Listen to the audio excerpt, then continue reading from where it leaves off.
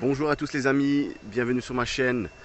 Donc je vous présente la MG4 Luxury, comme vous pouvez le voir en orange, donc que je teste aujourd'hui, donc au garage MG de Mulhouse. Donc une couleur juste magnifique. Alors j'avais un peu peur avec cet orange là, mais je le trouve vraiment beau, vraiment classe. J'avais peur de me lasser un petit peu à force de cette couleur là, mais franchement magnifique cette couleur. Donc la MG4, je vais vous faire une petite présentation de l'extérieur et de l'intérieur, et puis ensuite on partira pour un essai. Donc on va commencer tout de suite par l'intérieur. Voilà, donc l'intérieur qui est juste magnifique, les sièges, donc avec une partie en simili, l'autre partie en tissu. Alors je sais que sur la standard il y avait des petits problèmes ici, hein, au niveau des sièges, voilà, des pliures. Mais bon voilà, ici on ne retrouve pas ces fameux pliures, donc les sièges sont juste super. Donc j'avais déjà fait une première vidéo sur l'intérieur de la MG, donc où j'avais montré différentes l'intérieur tout simplement et les fonctionnalités de l'écran. Donc là on est directement sur une fonctionnalité que j'étais en train de regarder tout à l'heure, c'est-à-dire la récupération d'énergie. Donc il y a plusieurs niveaux: faible, moyen, fort et adaptatif, hein. Donc on verra après à l'essai comment ça sera, mais voilà.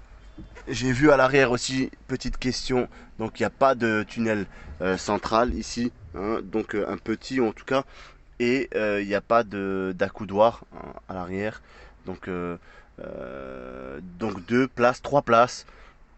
Et donc voilà, si jamais on veut agrandir le coffre, il faut baisser les sièges arrière. Donc pour l'intérieur, vraiment super. La boîte à gants, je vous la remontre, hein. Elle est assez spacieuse, elle n'est pas très grande mais elle est spacieuse. Voilà. Pour les sièges, juste magnifique, hein, moi je trouve ça beau. Et ici on a donc le chargement à induction pour pouvoir mettre en P, en, en R et en N et en D. Donc voilà. Et ici on a donc la boîte à gants avec un détecteur au fond de clé si jamais la clé ne détecte plus, parce qu'en fait c'est une conduite sans clé, hein. Donc on démarre le véhicule, on rentre directement, le véhicule se démarre tout seul, un peu comme sur les Tesla. Donc ça c'est vraiment super. L'écran ici est juste intuitif et magnifique, hein, je trouve ça super. On a toutes les informations de base, pas besoin d'aller directement sur le grand écran. On a toutes les informations qu'on veut ici. Donc je suis à 99% et j'ai 428 km d'autonomie. Donc c'est fidèle à ce qui est dit, hein. Donc 435 pour 100%. Avec le modèle Luxury. Donc là on est en mode normal, on est sur un petit parking, on regarde un petit peu l'intérieur et ces beaux sièges, hein, ces beaux sièges qui enveloppent bien lorsqu'on roule. Franchement ils maintiennent bien. Et on va voir ensemble le coffre rapidement, hein. On va voir ensemble le coffre, la taille du coffre, parce que ça c'est important. Alors pour l'ouvrir, on va voir ça, comment on l'ouvre. Alors là je regarde ce truc là, alors il s'ouvre pas. Alors peut-être de l'intérieur on va essayer comment on va ouvrir voilà, le coffre. Je vous ferai peut-être un autre moment, mais voilà l'arrière, l'arrière on peut voir il est assez spacieux, hein. Donc moi je fais 1m81, donc vous voyez au niveau de l'espace, hein, il y a largement la place ici pour mettre ses pieds, pour se détendre. Donc là aussi on est très bien installé. Donc ici, donc il n'y a pas la possibilité de rabattre quoi que ce soit, si ce n'est les sièges. On a une petite prise ici USB et un petit rangement ici. Donc moi je trouve ça sympa aussi sur les sièges arrière. Ici des petites poches pour pouvoir mettre des choses. Ici aussi.